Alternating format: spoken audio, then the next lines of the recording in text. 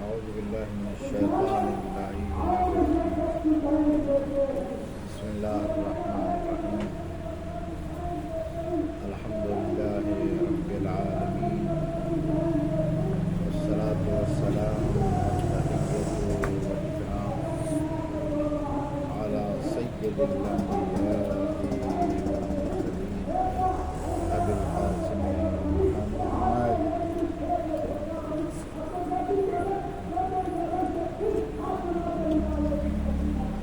وعلى آله الطيبين الطاهرين المعصومين. أما بعد، فقد قال الله الحكيم في كتابه الكريم وقوله الحق وهو أصدق الصادقين. قل لا أسألكم عليه أجرا إلا المودة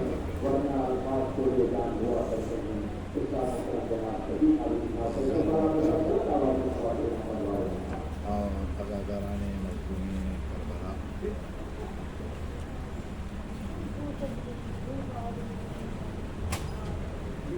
آپ لوگوں کا مسلسل محرم کے مہینے میں پہلی محرم سے لے کر 2 مہینہ 8 دن تک مسلسل اس جگہ پر مجالس کا انعقاد، مجلس میں شریک ہونا، شرکت کے ساتھ ساتھ مجالس اور تبرکات کا تقسیم کرنا بہت بڑا عظیم کام ہے جو آپ لوگ انجام دے رہے ہیں۔ خداوند عالم آپ لوگوں کے اس عمل کو قبول فرمائے اور آئندہ سالوں میں توفیقات میں مزید اضافہ کریں تاکہ یہ سلسلہ ذکر حسین کا جاری ہو سکے۔ مسئلہ مجلس برپا کر دینا، فضائل اور مسائل بیان کر کے رو لینا، تبرکات تقسیم کر دینا ثواب ہے، کوئی شک نہیں، لیکن اصل مقصد یہ نہیں۔ اصل مقصد حسین علیہ السلام کے مقصد کو سمجھ کر کوئی عمل کرنا۔ یہ مجلس سبب ہے، ریزن ہے، اصل مقصد اور ہدف نہیں۔ ماتم سبب ہے، تبرک سبب ہے، سبیل سبب ہے، لیکن اصل نہیں ہے۔ اصل کیا ہے؟ وہ مقصد حسین۔ جس مقصد کے لیے امام حسین نے اتنی بڑی قربانی دی، اپنے جوان بیٹے کی قربانی اور اپنے شیرخوار علی اصغر کی قربانی اور خود کی اپنی قربانی، اپنی بیویوں، بہنوں اور بیٹیوں کا اسیر ہو کر کربلا سے شام، پھر شام سے کربلا سے کوفہ، کوفے سے شام تک کا سفر برداشت کیا۔ اس لیے وجہ کیا تھی؟ سبب اور وجہ خود امام حسین نے بیان کیا مدینے سے نکلتے ہوا کہ میں مدینے سے نکل نہیں رہا ہوں مگر یہ کہ اپنی نانا کی امت کی اصلاح، نانا کی امت کی اصلاح مقصد حسین علیہ السلام، اچھائی کی دعوت دوں، اچھائیوں کی اور برائیوں سے روکوں، اور میرے نانا اور بابا کی سیرت پر عمل کرتا ہوں۔ اب یہاں مقصد رسول اللہ کا کی سیرت، مولا متقیان کی سیرت کیا ہے؟ اچھائیوں کی دعوت، برائیوں سے روکنا۔ یہ ہے اصل مقصد و ہدف ہمارا ان تمام کاموں کا۔ 2 مہینہ 8 دن اگر ہم صحیح معنوں میں اس پر عمل کریں، سب سے پہلے اپنے نفسوں پہ جو کچھ ہماری غلطیاں ہیں اس کو سدھاریں، ہم آپس میں ایک دوسرے کے ساتھ پیار و محبت، فیملیز میں بیوی کے ساتھ، بچوں کے ساتھ، اور اپنے اہل خانہ کے ساتھ، والدین، بھائی بہن، چچا ماموں، خالہ، دادا دادی، نانا نانی جتنے ہیں، ان تمام سے جو حقوق ان کے ہمارے اوپر ہیں ان پہ عمل کرنا سیکھیں، تو پھر ہم صحیح مجلس ادا کرنے والے، مجلس کو برپا کرنے والے ہیں۔ اگر ہم اپنی زندگی کو امام حسین کی زندگی کے آئینے میں ڈھالیں، رسول اللہ اور مولا متقیان کی زندگی کے سانچے میں ڈھالیں اور اس پہ چلنے کی کوشش کریں۔ ضروری نہیں ہے کہ ہمیشہ ایک ہی سال میں تمام چیزوں کا عمل ہو جائے ہمارا، ضروری نہیں ہے، لیکن کوشش کرنا ہماری ذمہ داری ہے، کوشش کرنا ہماری ذمہ داری ہے۔ سب سے پہلے ہم اپنے نفس سے شروع کریں کہ میرے اندر کیا غلطی ہے، اس غلطی کو دور کرنے کی کوشش، اچھی چیز کو اپنانے کی کوشش۔ ضد کرنا، کسی بات پہ ہٹ دھرمی کرنا اسلام میں جائز نہیں ہے۔ ہاں، اگر حق ہے تو اس پہ ضد کرنا واجب ہے۔ اگر ہمیں پتہ نہیں ہے کہ بھئی یہ حق ہے یا نہیں ہے، تو اگر دماغ میں کوئی چیز ہمارے آ جاتی ہے تو اسی کو ہم سمجھ کے بیٹھے ہم یہی کریں گے، چاہے وہ صحیح ہو چاہے غلط ہو، اسلام نے اس کی مخالفت کی، بالکل نہیں۔ اسلام نے کہا ہے کہ وہ کام کریں جس سے اللہ راضی ہو، رسول راضی ہو، امام راضی ہو۔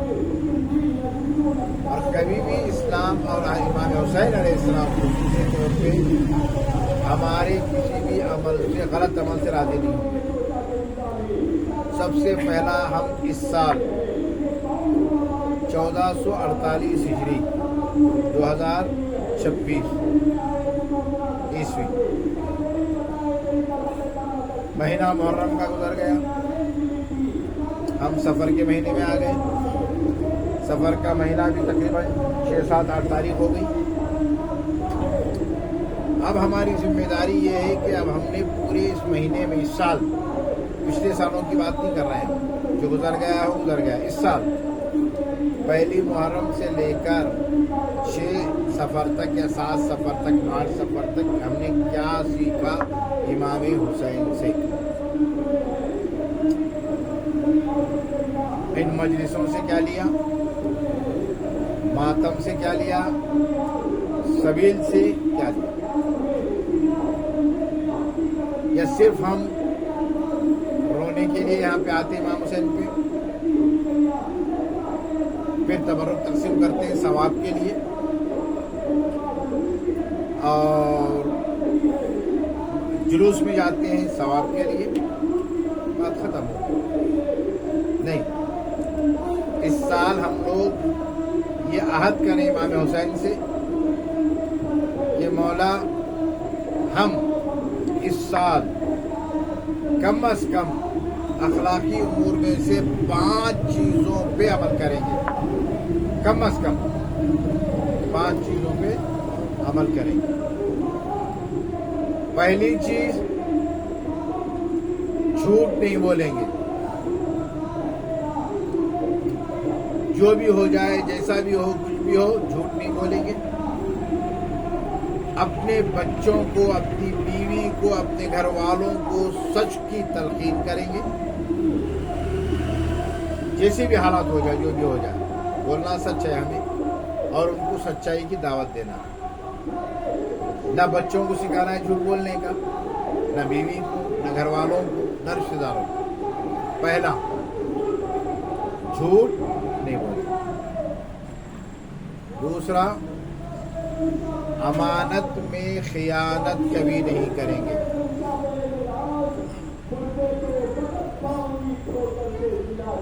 اب امانت ضروری نہیں ہے کہ وہ پیسے کی شکل میں ہو، लेकिन अक्सर हम सोचते हैं कि पैसा अमानत है, किसी ने दिया कि भाई ये पैसा है आपके पास रखो, बाद में मैं ले लूँगा, या ये किताब है, ये खाना है, या कुछ भी है, इसको फलां जगह पहुँचा दो, वही अमानत है। लेकिन सबसे बड़ी अमानत है किसी इंसान के राज को फाश करना, ये बहुत बड़ी खयानत है।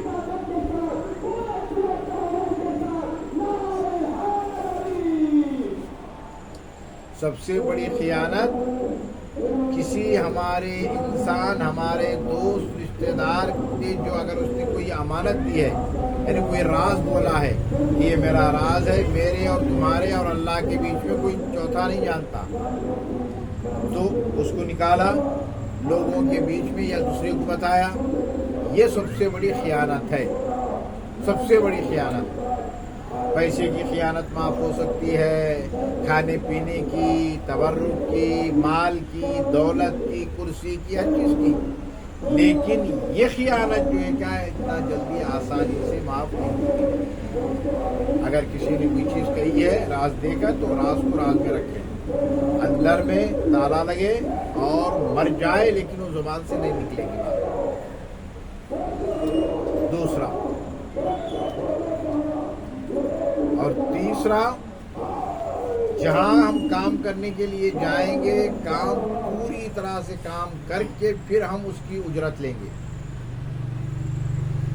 जो भी हम काम करेंगे, जो हमारी जिम्मेदारी है, दुकान में काम कर रहे हैं तो पूरी तरह से, कपड़े सिलाई का काम कर रहे हैं तो पूरी तरह से और अच्छी तरीके से, अगर मजदूरी के लिए गए हैं तब, खाना पकाने के लिए गए हैं तब, कोई भी काम पूरी जिम्मेदारी के साथ उस काम को अदा करना। ऑफिस में हम काम कर रहे हैं तो पूरी जिम्मेदारी के साथ, धंधा कर रहे हैं तो पूरी जिम्मेदारी के साथ, सच और हक बात कहते हुए, कि ऐसा ना हो कि जो है क्या है, गलत पत्थर को सही पत्थर कह के बेच दिया गया है, इमिटेशन उसको जो है कि ओरिजिनल कह के, सेमी परचेस को परचेस कह के कह दिया, बेचा, या जो है क्या है तोल में इधर उधर किया। ये एक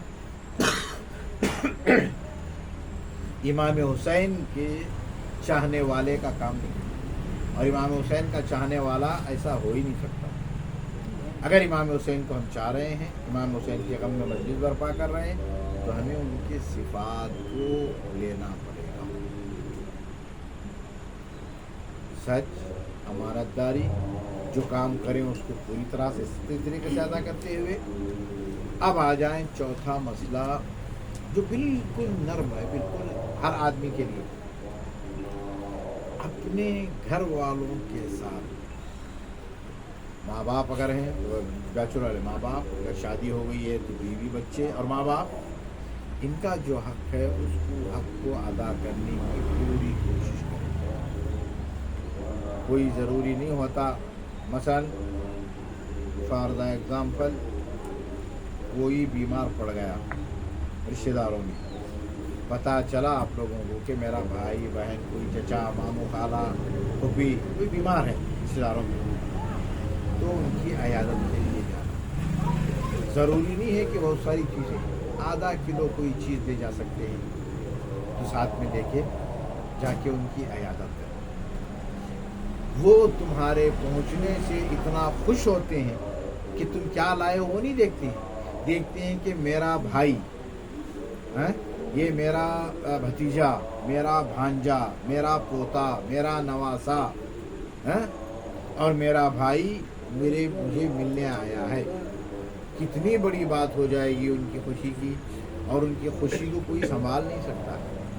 अगर पैसा है, 1 किलो केला 50 रुपये का, या कोई भी एक चीज़, एक बिस्किट ले लो कहते हुए, ये चीज़ 50 रुपया कोई कीमत नहीं है, 100 रुपया आज कोई कीमत नहीं है, लेकिन उसका जो असर है उस बीमार पे बहुत बड़ा असर है। बिलखुसूस आप लोगों के लिए, जब आप में का कोई एक स्पेशल इस तरह का अमल अंजाम देगा तो पूरा ख़ानदान, अकेला एक आदमी नहीं, पूरा ख़ानदान खुश होगा।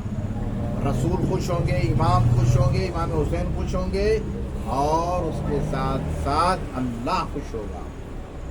सबसे बड़ी बात, इस चीज़ को बहुत अहमियत देकर بالکل صحیح. تو پہلے ہم نے بیان کیا ضد بالکل سے جائز نہیں ہے, صحیح نہیں ہے, لیکن کس امور میں اگر حق ہے, کوئی بھی حق بات پہ ضد ہے تو آپ کر سکتے ہیں, بلکہ واجب ہے حق بات پہ ضد کرنا. لیکن اگر یقین نہ ہو, بس میں مختصر کرتے ہوئے تاکہ مقصد حسین علیہ السلام مجالس کا ہمیں پتہ چلے, واقع بیان کر دینا, رونا رلا دینا ثواب ملے گا, ایسا نہیں ثواب نہیں ملے گا, بڑا ثواب ملے گا, لیکن یہ مقصد نہیں ہے. امام حسین ہمارے رونے کے لیے شہید نہیں ہوئے ہیں, یا ہمارے ماتم کرنے کے لیے شہید نہیں ہوئے ہیں, یا پھر جو ہے کیا ہمارے شبیر لگانے کے لیے نہیں شہید ہوئے ہیں.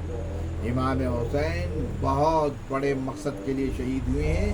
رسول اللہ یعنی نانا کے دین کو, یعنی اسلام کو بچایا ہے. آج جو اذان کی آواز سنائی دے رہی ہے, ہم سن رہے ہیں, آج جو نماز پڑھی جا رہی ہے, وہ امام حسین کی قربانی کا اثر ہے.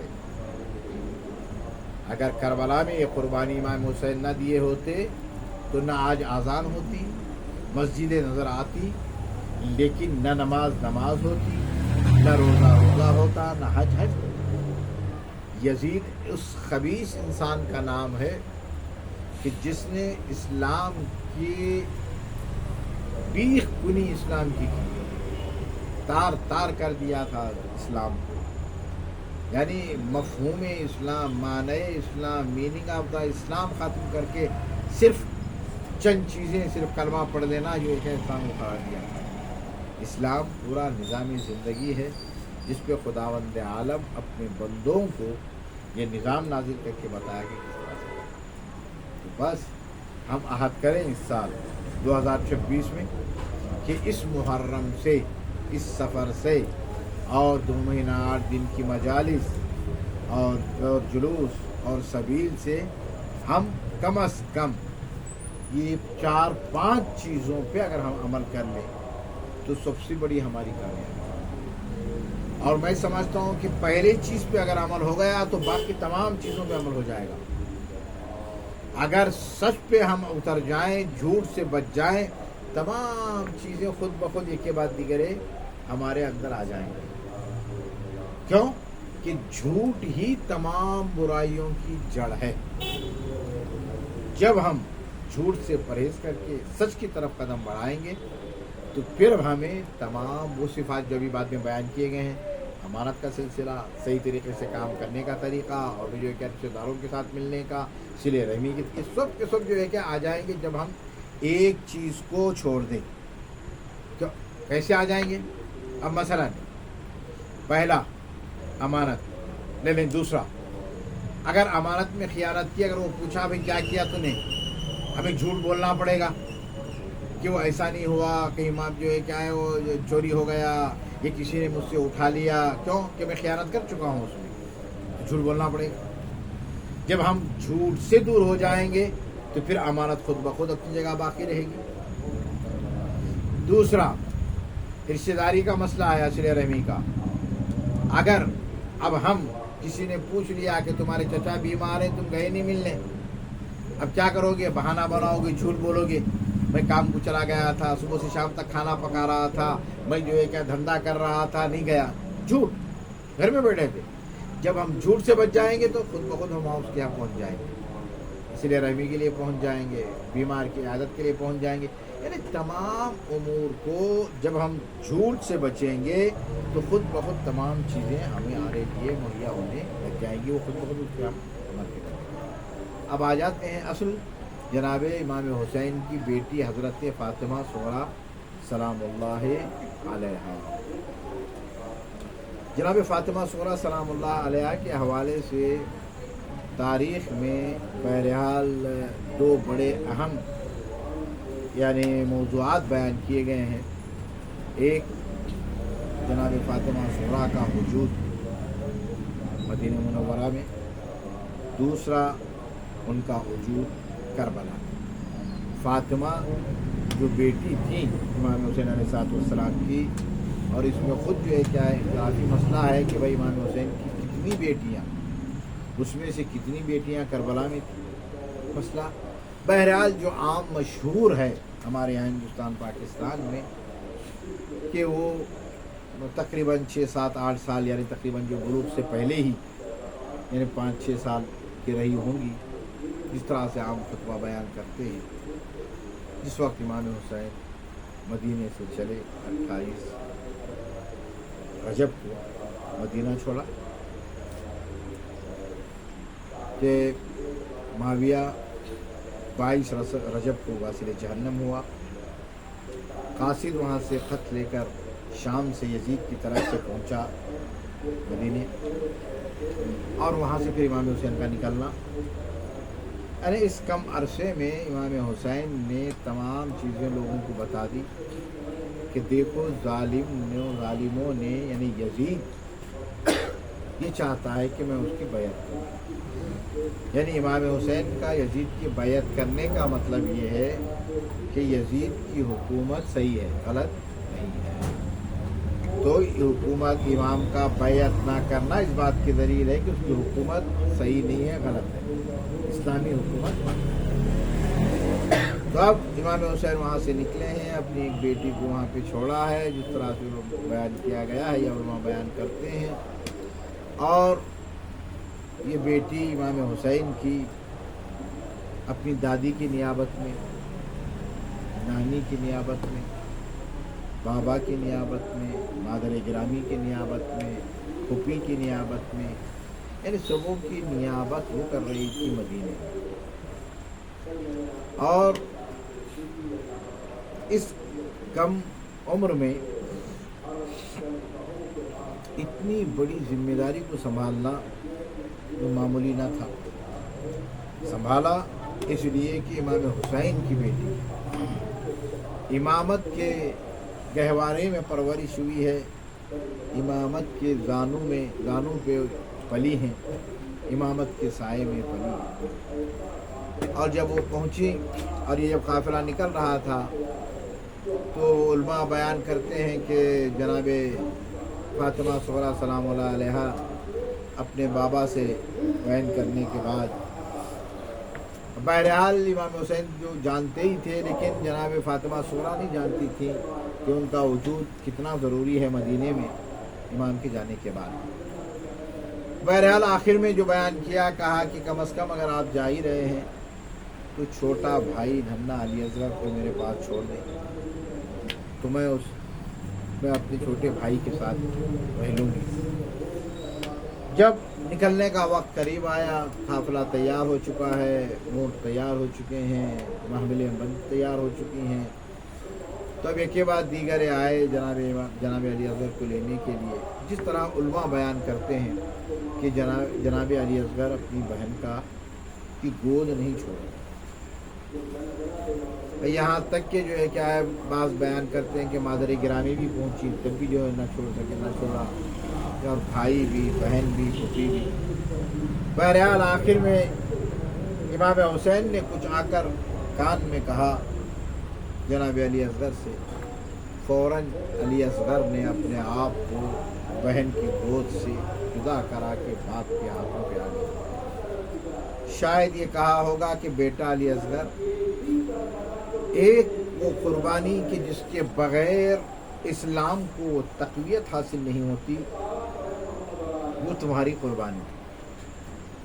बेटा, तुम्हारे गले पे तीरे से शोभा का लगना इस्लाम के गले से तीर को रोक लेगा। तो फिर शायद जनाब अली असगर ने कहा होगा, बाबा ये अली असगर हाजिर है, ये अली असगर का गला हाजिर है तीर से शोभा के लिए, लेकिन इस्लाम पे कोई आँच ना आए, इस्लाम पे कोई तीर ना लगे, वो तीर मैं बर्दाश्त कर लूँगा। और इमाम हुसैन लेकर आए, और करबला में आने के बाद बहरहाल दिन ब दिन बढ़ते गए, और उधर बेटी इंतज़ार कर रही है कि बाबा कब आएंगे, ये काफ़िला जो गया हुआ है।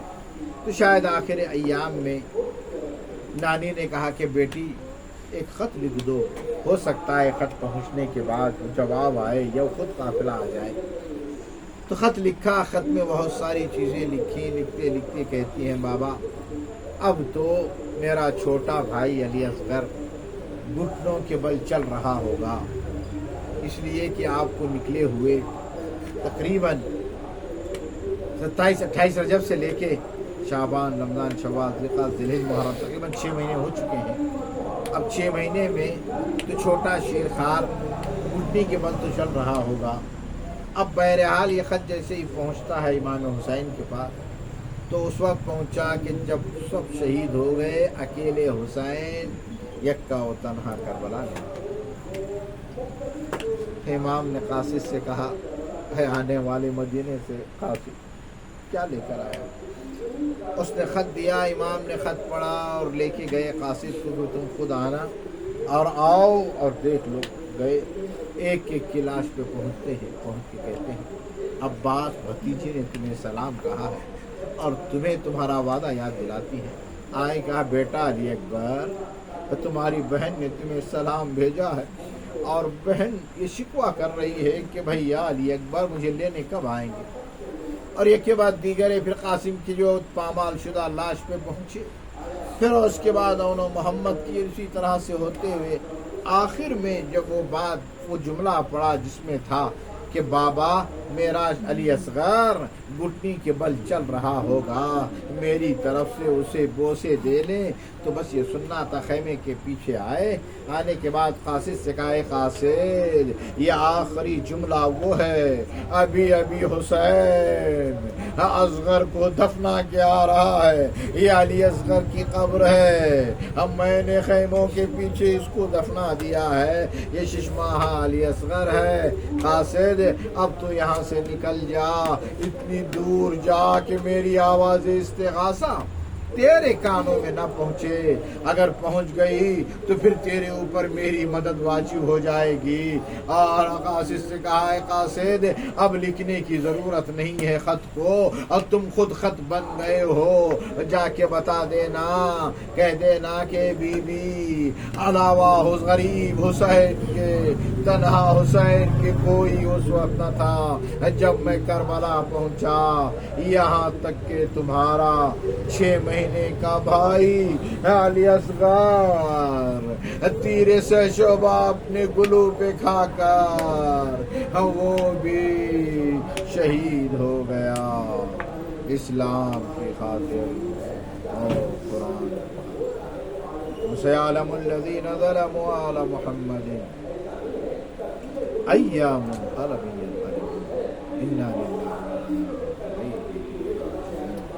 گناہ نے صغیرہ و کبیرہ کو معاف فرما، بار الہ جو من پریشان حال ان کی پریشانی کو دور فرما، بار الہ جو من بیمار ان کی شفائے کامل عاجل عنایت فرما، بار الہ اسلامی جمہوری ایران کی حفاظت فرما، بار الہ انصار اللہ اور حشد شعبی، حماس اور جہاد اسلامی، حزب اللہ، ان فتح و نصرت و کامیابی عنایت فرما، بار الہ ان کی شہداء کو شہداء کربلا کے ساتھ محشور فرما، ان کے زخمیوں کو جلد از جلد شفائے کامل عاجل عنایت فرما، بار الہ ان کے اسیروں کو جلد از جلد رہائی عنایت فرما، بار الہ امریکہ اور اسرائیل خصوصی طور پر ٹرمپ اور نتنیاہو کو نیست و نابود فرما، بار الہ اس کے ساتھ جتنے بھی ساتھی ہیں اور جو ان کے ساتھ چل رہے ہیں ان کے غلام ہیں، اگر وہ قابل ہدایت ہیں ان کی ہدایت فرما، اگر وہ قابل ہدایت ہیں تو انہیں نیست و نابود فرما،